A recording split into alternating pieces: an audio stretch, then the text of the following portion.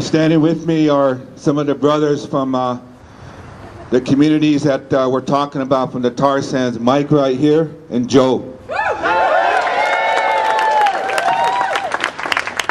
And I'd like to say a few things that I traveled here to stand with my brothers and their sisters here that come from what was called the fence line communities.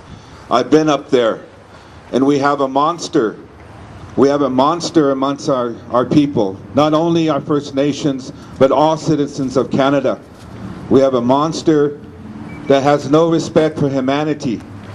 We have a monster that is killing people and gorging on the heart and the spirits of the people who have lived in this area since time immemorial. They are sick from cancer.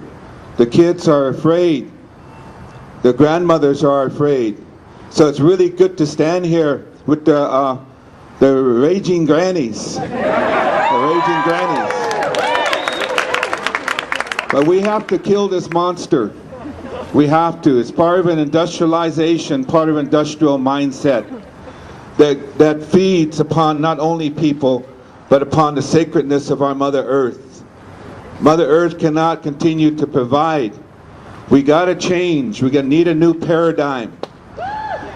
Some of us here, we were just a couple of weeks ago, we were standing with 10,000 indigenous people in Guatemala City at the Social Forum of the Americas.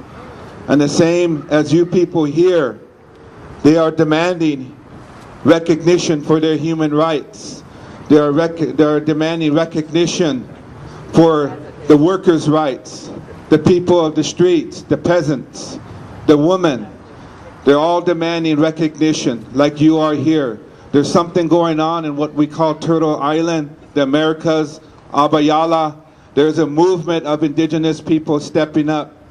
And we are part of that movement with the Indigenous Environmental Network. We're standing in support of the Dene people. We're standing in support of the Cree. We're standing in support of the Métis. So like Mark said, is that this also concerns all of our rights here on these steps here that's supposed to respect all people's rights. We need a sustainable energy strategy here in Alberta and through Canada that respects the rights of Mother Earth. We have to stand up and support the rights of those that cannot speak for themselves, and that's these animals and fish and the trees and the birds. So it's good to see you here. And if my brothers have anything to say from the communities, I'll turn the mic over to them. Thank you.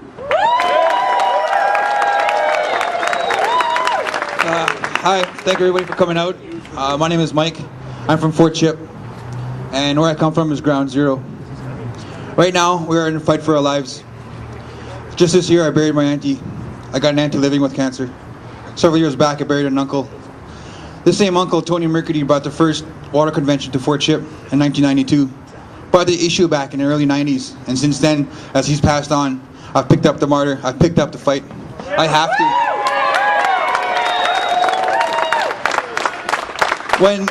When you're faced with death, you do whatever you can to survive. And right now, our people are doing just that. Picking up anywhere we can, pick up the tools and information we can use to fight the government, to fight this industry. Because where I come from, this dark resource that dwells under our feet, and they want to sweep it from under us. And they're coming at us full strength. The best we can do is bring the whole world to our doorstep and fight together with them. As people, as nations, as humans, we must learn to sustain our own existence. And this is not one way we're doing it. This is one fast-track road to our own extinction. If we cannot see that, and they cannot see that, then why are they there? They're funding and allowing the merchants of our death. It's murder. It's genocide. It's slow industrial genocide. Our people are facing this. It's another form of a biological warfare. Cancer is a bad thing. It's biological. And we're in a biological warfare.